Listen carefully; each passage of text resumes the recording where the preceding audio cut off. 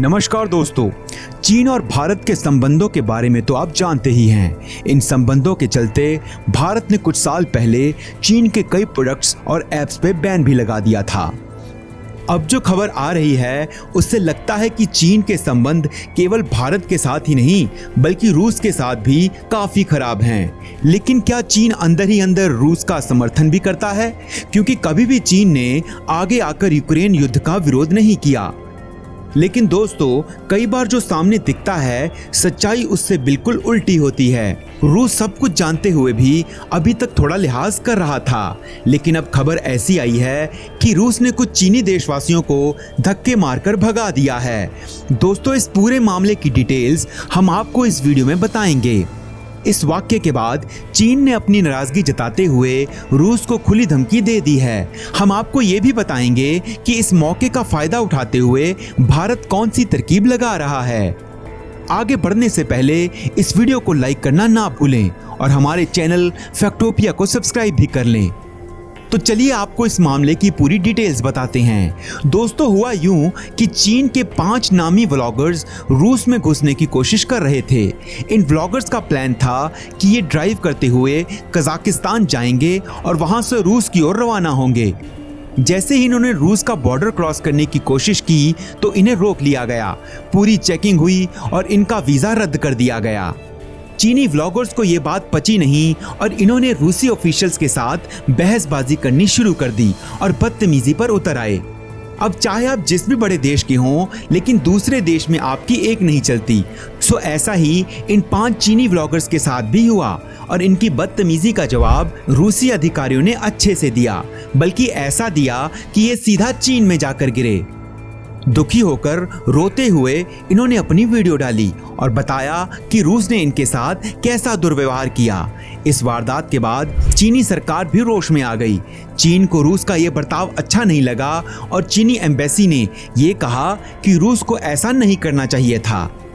पर दोस्तों, असल बात तो ये है कि इन चीनी सिटीजन्स के पास रूस के जिस शहर का वीजा था उसे छोड़कर ये दूसरे शहर में घुसने की कोशिश कर रहे थे।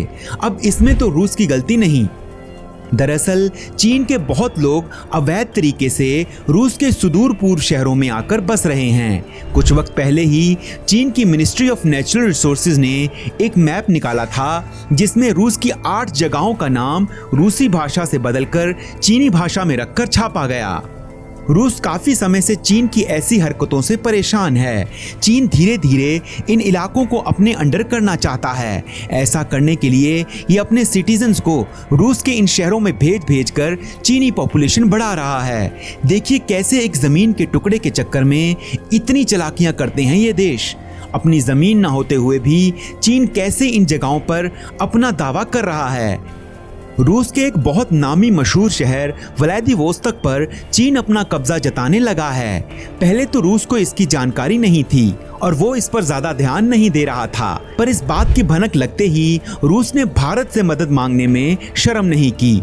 शर्म के चक्कर में कहीं देर ना हो जाए ये सोचते हुए रूस ने भारत को इस इलाके में इन्वेस्ट करने का प्रस्ताव दिया और भारत ने इस मौके को अपने हाथ से ना जाने दिया। पीएम मोदी की एक्ट फार ईस्ट पॉलिसी के अकॉर्डिंग अब भारत आने वाले समय में व्लादिवोस्तोक में सैटेलाइट सिटी बनाएगा, जिसके अंतर्गत एनर्जी इंफ्रास्ट्रक्चर डेवलप होगा और बंदरगाह और सड़कें भी बनाई जाएंगी। सुदूर पूर्व और आर्कटिक के विकास के लिए रूसी मंत्री एलेक्सी चुकोनकोव के अनुसार मॉस्को और नई दिल्ली नॉर्दर्न सी रूट के साथ एक trans Arctic container shipping line और प्रोसेसिंग फैसिलिटीज शुरू करने की संभावना पर भी चर्चा हो रही है। रूसी सीमा की उल्लंघना करते चीन से बचने के लिए रूस ने भारत से मदद की गुहार लगाई और आप अंदाजा लगा ही सकते हैं कि भारत ने इसका फायदा उठाते हुए रूस में करोड़ों का निवेश करने की ठान ली।